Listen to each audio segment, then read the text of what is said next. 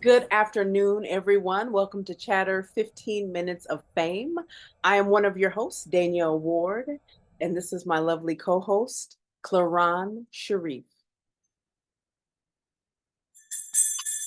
Hey, everybody, welcome to Chatter 15 Minutes of Fame. You know what? I didn't forget to ring the bell this time. Hey! How you doing today, Danielle? I'm doing well. I'm doing well. I'm wakey, wakey. All is Wakey, good in my wakey, world. eggsy bakey. Yeah. So today we've got another fabulous, interesting topic to talk about. Uh, this episode is called Faking the Funk. People who are phony as hell. So, few questions. Why do people display these behaviors? Is it pressure? Is it loving the limelight? There is a saying, fake it till you make it. Do you think that people or actors associate that with being fake? Does that make sense? Yes. Yes. So I hadn't thought about that phrase, fake it till you make it, in terms of acting until now, because I use it for other things, for other goals that I have. So I'm just like, okay, fake it till you make it. Act like what you want is already here, and I'm faking it like it's here, and I'm walking, with whatever this is I'm trying to achieve. Mhm. But I think some people do. And many years ago, many years ago, I was talking to an actor acquaintance of mine because I had a nickname for him, and I would call him Name Dropper because he was always saying, "Yeah, I work with this person or this person." Like it was always he was just always name dropping and everything. So it became like a standing joke between us. And one day he told me that I need to start kind of telling, white lies and embellishing about my work, certain things that I've done or people that I know, and start name dropping so that I can get ahead out because I would get ahead faster. He said, when people think you're operating at another level than you really are, that's how people make those gains. And at the time, it didn't sit well with me. I was like, what? You want me to lie about me? Because I'm like, if I do, everybody that knows me is going to be like, who the hell is this? And it's not comfortable for me. It's not comfortable. However, the more I pay attention to people and things, I'm like, is it me? I should. Maybe I should. Just food for thought. Um, and this is at an independent level. This isn't even like Hollywood. Right. This is independent filmmaking. He's saying to be this way. So I don't know. And I really would like audience interaction on this one, whether you're an actor or not, what your thoughts are on this. Please, please. Yeah, Yeah. wow, that, I can't believe he told you that. He did. Yes, he did. I think people appreciate, and I hear it a lot. This person is so genuine. They're Hmm. humble. Hmm. That's what they appreciate. I've run into a couple of actors locally, Hmm. so big headed. There was this one guy at one of the colleges here, worked in theater, and everything was grandiose and I'm me and you are me attitude. And no, you're not, sir. No, you're not. Stop it. But I thought about maybe I should be faking. I'll make it. But couldn't. I couldn't even see myself being fake Hmm. because people tell me you don't hide your expressions very well, Mm, so I can't do you it. can't even do it. No, no, no, no. It's not gonna work for me. No, it's you are driving yourself away from your authenticity. Mhm. I think people appreciate you for who you are. You're an opinionated jerk. Hey, I say, at least I know who you are. I know where you Mm. stand. You know what I'm saying? Yes. So that I can appreciate. Not, I don't fake. Stop it. Don't do it. There's so many people out there I could think of, but I can't think of off the top of my head right Mhm. now, uh, that have done that. And then there has some that have come to the realization that, in doing an interview, I found myself and I've watched myself, and I didn't like what I saw. You have Mm. that self realization, Mhm. that's an eye opener and a Mhm. step in the right direction. Don't you agree, Danielle? Yes, and I wonder if those lies, people that do that, like somebody uncovers the truth, because all it takes is one social media person to be like, hey, they weren't at the Grammys or they weren't here, they didn't do that, you know, then what? Does that ruin what your reputation, if you had one to begin with, like all of that? Or does it even matter in the grand scheme of things because the people calling the shots, whether it's studios or whatever, people that are hiring you, if all they care about is your work, then is it worth it? Right. Because they might not care. True. They're just trying to get stuff made, Yes. so I don't know. It only gets you Mm. so far. It only gets you so far. And I think after a while, people start to see it. So you mean to tell me I shouldn't AI pictures of myself with like stars and stuff and be like, this is who I was hanging out with this weekend. I shouldn't do that. Okay. Don't do Okay. that. All right. If you actually took the picture, yes, by all means. Don't do that. Okay. Don't That's so AI not you. That's so don't not you. AI myself next to Brad Pitt. I'd like to AI myself next to Brad Pitt. But you know what? We ain't got no Brad Pitt money. But we would love for you to come on this here show. That's right. BP. BP. Benjamin Button. Yes. Yes. Yes. Yes. Oh my gosh. Um, so here's a thought. Uh, Maybe there's an underlying fear that if an actor are themselves, them true selves, that people won't like them. So I have to be someone else in order to make people like me. I think a lot of people do that in general, you know.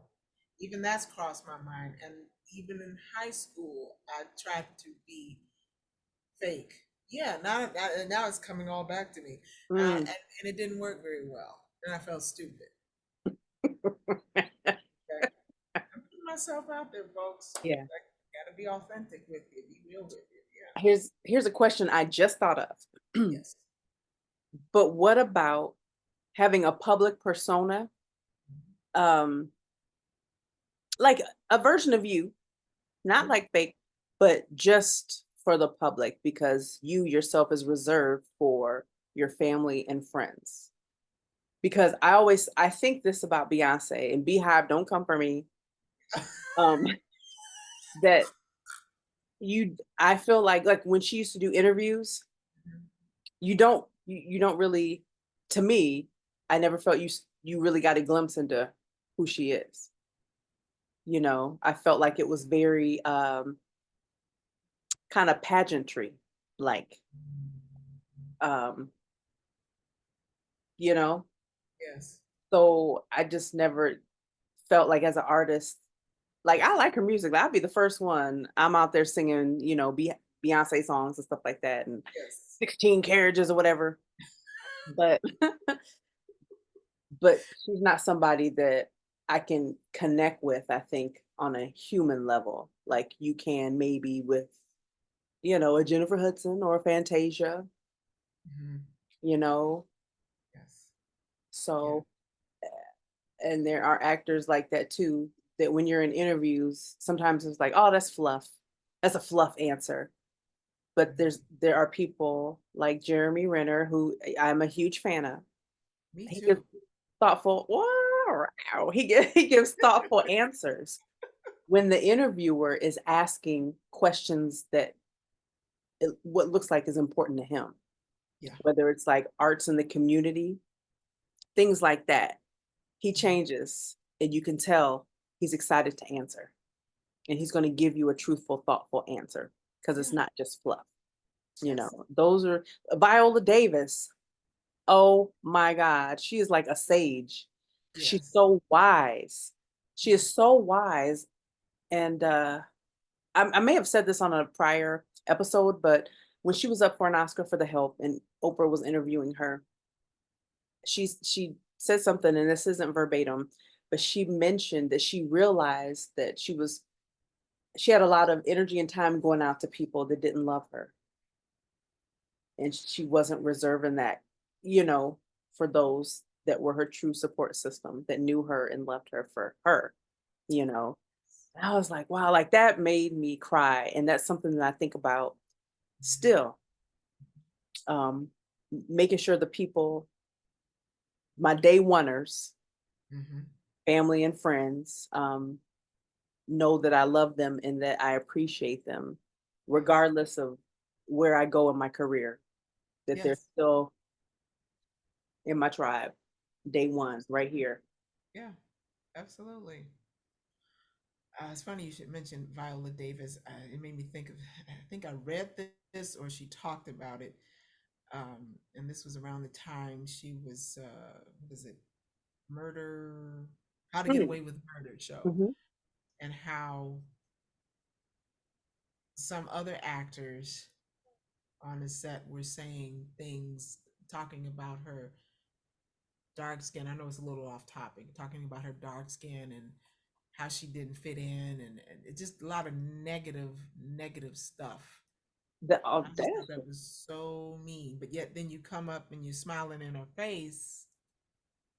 Isn't she the executive producer I of was her? about to say, no, they didn't on her show. I believe, not verbatim, but I Yeah, believe that's what was said at that time. And I thought, wow, that's just so. Are we still doing that? Stop faking the funk, people. yeah. Not cool.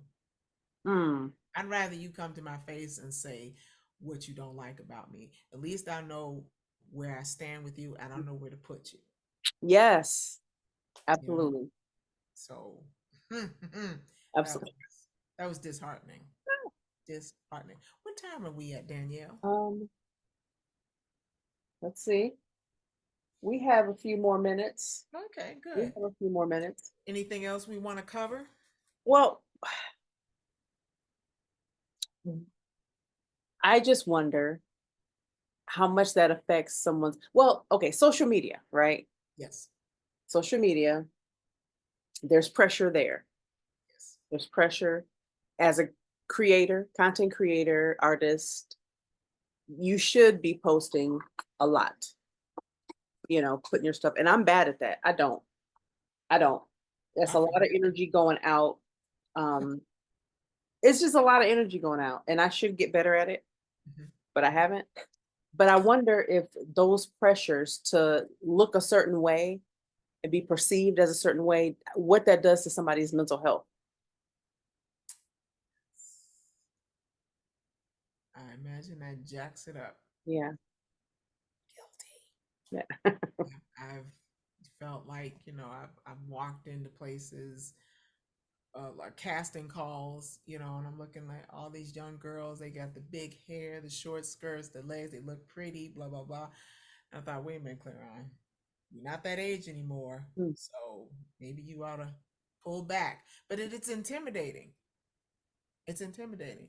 I've seen actors and actresses in my age bracket, and they come in there looking all fabulous, and oh god, they're gonna get the part. I might as well give up.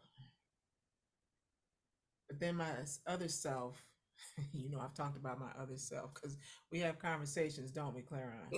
Yes, we do. I, I had to put her in her place. Thanks. So I had to tell myself, you are not them. They are not you. You were brought in for whatever they saw in you. And mhm, whoever they're going to cast for that part is who they see. And if they don't cast you, it's okay. yeah. Move on to the next thing. Yep. Move on to the next.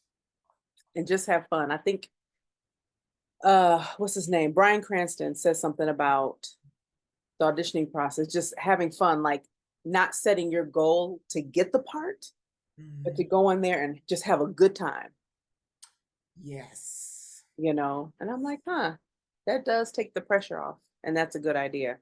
it is.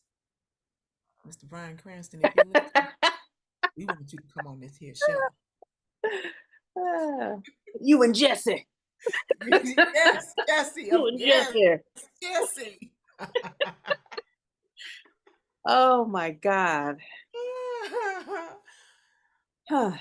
Are we out of time? I think yes. Okay. Yes, yes, we are. I always forget to set my clock too. But please come back and enjoy our show again. Next topic we'll be talking about will be aging. Interesting. Yes. Yes. So, look at here. I'm gonna ring this here bell. This is Chatter, 15 Minutes of Fame with your hosts, Claron Sharif and Danielle Ward. Thank you for tuning in. Thank you. Oh, boy, boy. There it is. Boy, boy.